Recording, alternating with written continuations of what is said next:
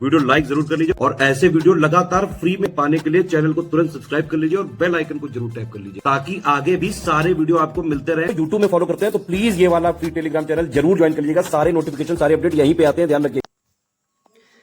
नमस्कार दोस्तों, स्वागत है आपका सी सेट प्रिपरेशन के इस यूट्यूब चैनल पर।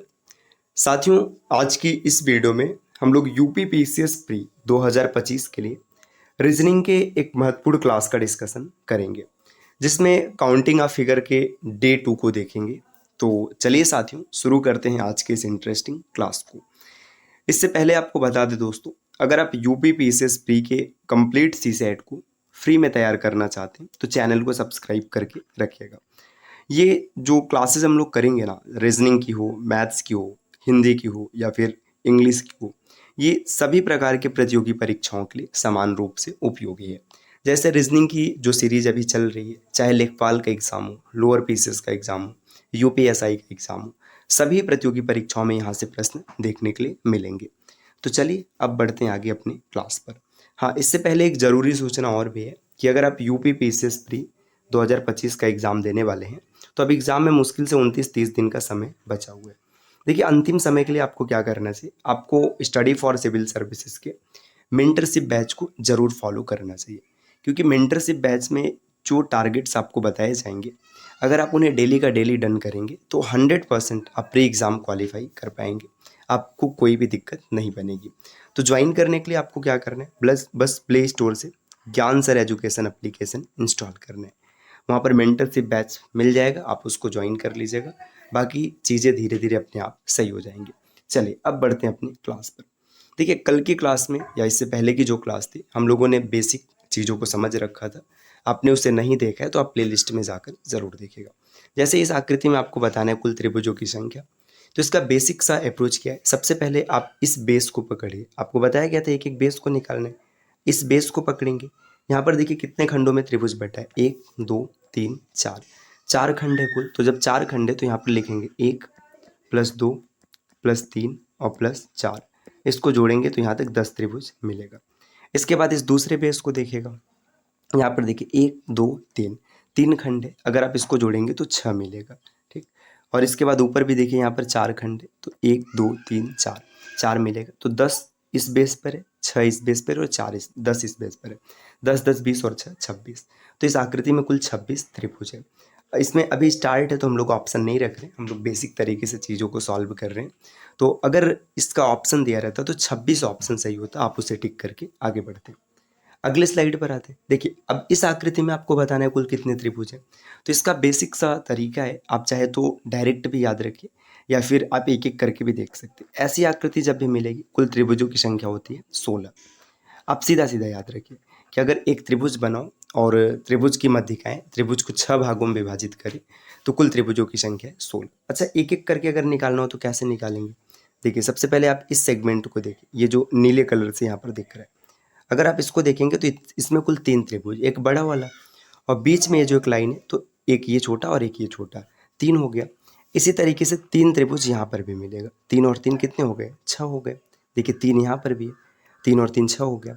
इसी तरीके से 3 यहाँ पर भी मिलेगा, 6 और 3 कितना हो गया, 6 और 3 9 हो गया। तो ये जो ब्लू कलर का सेट दिख रहा है, इतने में आपको कुल 9 त्रिभुज मिल चुके हैं। इसके बाद अब आप इस रेड कलर वाले सेट को देखिएगा, ये जो रेड कलर से बनाया जा रहा है। अब इस पूरे बड़े वाले त्रिभुज को देखिए, अगर आप इसको देखेंगे, देखिए यहाँ पर ये रहा, ये 9 1 10 हो गया। बीच की जो लाइन है, इसमें देखिए एक ये बड़ा वाला लाल त्रिभुज, ये जो यहाँ पर बना हुआ है, और एक इसके विपरीत, तो 9 और 3 12, 12 त्रिभुज हो गया। अब इसमें कुछ और त्रिभुज है, जैसे इस वाले लाइन को देखेंगे, इस लाइन को, तो यहाँ पे 2 त्रिभुज मिलेगा। देखिए एक त्रिभुज ये रहा और एक इसका विपरीत ये रहा, 2 हो गया। और इस लाइन को देखेंगे तो यहाँ पर भी 2 मिलेगा, एक ये बड़ा वाला रहा और एक ये विपरीत ये वाला रहा, तो 12 हो गया था। 4 इसमें और मिल गया, 9 3 12 और 4 16। तो इस आकृति में कुल त्रिभुजों की संख्या कितनी, 16। आप इसे डायरेक्ट भी याद रख सकते हैं, सीधा सीधा अगर याद रहेगा तो फिर आप आसानी से टिक करेंगे, आगे बढ़ेंगे, वहाँ पर समय आपका बर्बाद नहीं होगा। अगले स्लाइड पर देखिए, अगला प्रश्न यहाँ पर दिया है, इस आकृति में आपको बताना है कुल कितने त्रिभुज हैं। तो देखिए इसमें कितने त्रिभुज हो जाएंगे, इस चीज़ को समझिएगा। देखिए, अगर ये लाइन ऐसे पूरी सीधी लाइन होती, ये लाइन, तो कुल त्रिभुजों की संख्या होती 16। देखिए इस लाइन को खींचने से कितने नए त्रिभुज बने, इसको देखिए, ये लाइन जब आपने खींचा तो एक त्रिभुज यहाँ पर ये बन गया, ठीक। इस लाइन को खींचने से एक त्रिभुज यहाँ पर ये बन गया, दो त्रिभुज बना, है ना। और इसी लाइन के कारण क्या हुआ था, देखिए ये लाइन जब यहाँ पर आया तो एक त्रिभुज ये पूरा बन गया, 3 हो गया। और इसी लाइन के बनने के कारण एक त्रिभुज यहाँ पर ये बना, 4 हो गया। एक ये पूरा 5 हो गया और एक पूरा 6 हो गया। मतलब एक लाइन जब आपने खींचा तो इससे 6 अतिरिक्त त्रिभुज निकल के आ गए। मतलब इस लाइन को हटाने से 6 त्रिभुज कम हो गया था। तो इस आकृति में कुल 10 त्रिभुज हो जाएंगे। अब आप कहेंगे ऐसे डायरेक्ट कैसे बता देंगे, एक एक करके हमें दिखाइए, देख लेते हैं भाई। देखिए सबसे पहले आप इस सेगमेंट को देखिएगा, ये जो रेड कलर से खींचा जा रहा है। अगर आप इस सेगमेंट को देखेंगे, ये जो लाल कलर से बन रहा है, तो इसमें कुल कितने त्रिभुज बनेंगे। यहाँ पर देखिए ये 3 त्रिभुज मिलेगा, एक ये बड़ा वाला और 2 छोटे वाले, 3 हो गया। ये त्रिभुज संख्या 4, यहाँ पर ये चौथा त्रिभुज है। और ये त्रिभुज संख्या 5, यहाँ पर ये 5वां त्रिभुज है। 5 त्रिभुज मिल गया। इसके बाद देखिए 5 के बाद ये जो बीच में ये ब्लू कलर की लाइन है, ये 3 त्रिभुज बनाएगी। देखिए एक ये छोटा वाला, ये त्रिभुज संख्या 6, एक यहाँ पर ये त्रिभुज संख्या 7 और एक पूरा बड़ा वाला त्रिभुज संख्या 8 हो गया। और इस लाइन के कारण 2 त्रिभुज और आएंगे, एक इस तरफ का छोटा वाला और एक इस तरफ का।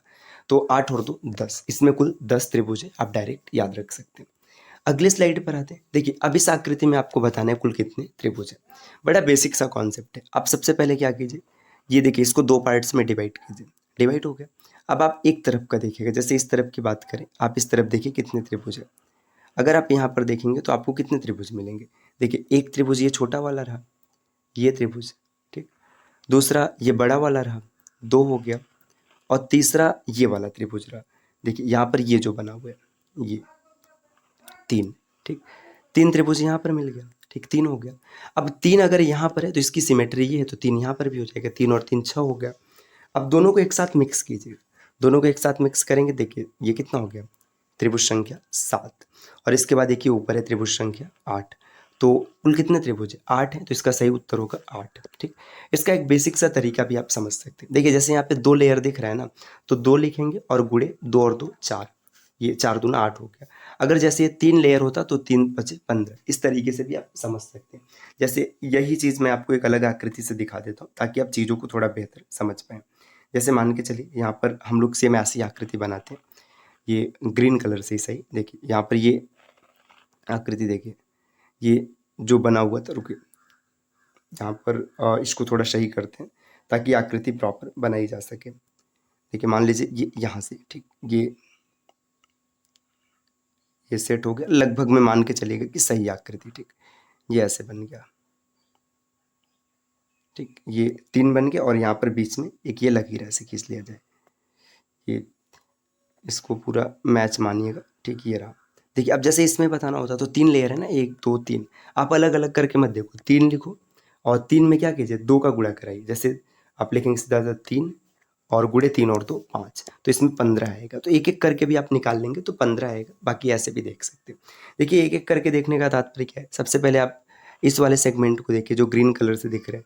अगर आप इसको देखेंगे तो कितना हो जाएगा, देखिए 1 2 3 मतलब 6 मिल गया, 1 2 3 6 यहाँ भी हो गया, 6 6 12 हो गया, एक ये हो गया 13, एक ये रहा 14 और एक पूरा बड़ा वाला 15। तो आप ऐसे भी देख सकते हैं। अगले स्लाइड पर आते हैं। नेक्स्ट यहाँ पर देखिए, अब इसमें आपको बताना है कुल कितने त्रिभुज है। तो बड़ा बेसिक सा है। देखिए ये जब यहाँ से मैच करेगा तो फिर अलग कॉन्सेप्ट होगा, नहीं यहाँ से नहीं है तो देखिए सीधा आप इसको पकड़िएगा। यहाँ पर देखेंगे 1 2 3 मतलब 6 त्रिभुज है, 1 2 3 4, 6 4 10। देखिए यहाँ पे ये 10 हो गया, तो 16 त्रिभुज इसमें कुल होंगे, तो इसका सही उत्तर होगा 16।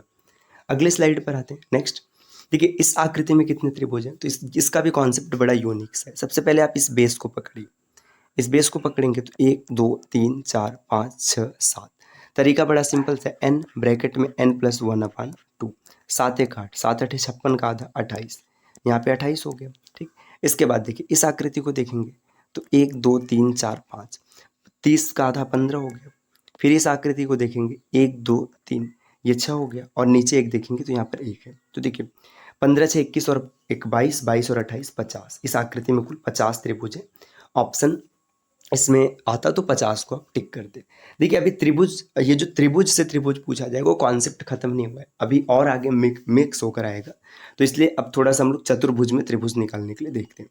देखिए चतुर्भुज कभी बना रहे इस प्रकार की आकृति और इसमें त्रिभुज पूछे तो बहुत ही बेसिक सा कॉन्सेप्ट याद रखिएगा।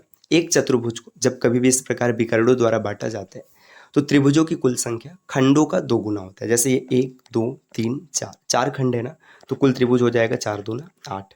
आप सीधा सीधा 8 बोलेंगे, आगे बढ़ेंगे। अच्छा, कोई कहे कि एक एक करके दिखा दीजिए, तो आप देख सकते हैं। देखिए 4 त्रिभुज तो आपको ऐसे सीधा सीधा दिख रहा है। देखिए एक त्रिभुज यहाँ पर है, दूसरा इसके बगल में ये रहा, ये दूसरा हो गया, तीसरा आप यहाँ पर देख सकते हैं, चौथा आप ये देख लीजिएगा, 4 हो गया। इसके बाद क्या करना है, इसके बाद देखिए ये बीच का जो लाइन है ये 2 त्रिभुज बनाएगा, एक इस तरफ और एक इस तरफ, और इसी तरीके से ये 2 बड़े वाले त्रिभुज बनाएगा, तो टोटल 8 त्रिभुज मिलेंगे। अगली स्लाइड पर आते हैं। देखिए इसमें बताना है, कुछ नहीं करना है, कॉन्सेप्ट वही है, 1 2 3 4 5 6 7 8, 8 दूना 16, 16 को टिक करिए, आगे बढ़िए।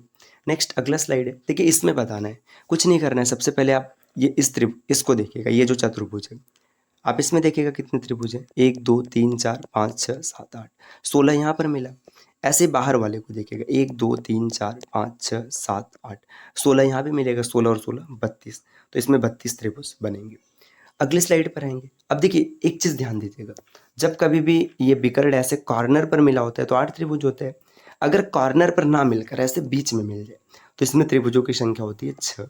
जैसे यहाँ पर देखिए, अगर आप इस आकृति को देखेंगे तो इसमें आपको कुल 3 त्रिभुज मिलेगा। देखिए एक ये छोटा वाला ये रहा, दूसरा ये रहा और तीसरा बड़ा वाला, तो 3 हो गया है ना।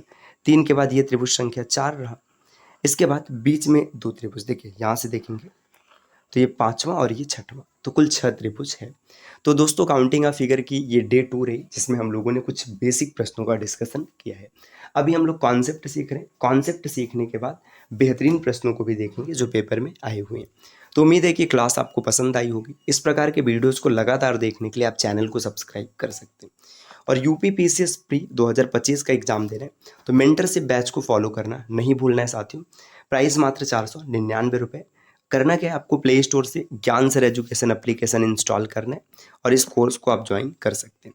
या फिर नीचे स्क्रीन पर जो नंबर दिख रहे हैं, आप इनमें से किसी भी नंबर पर कॉल या व्हाट्सएप कर अतिरिक्त जानकारी भी ले सकते हैं।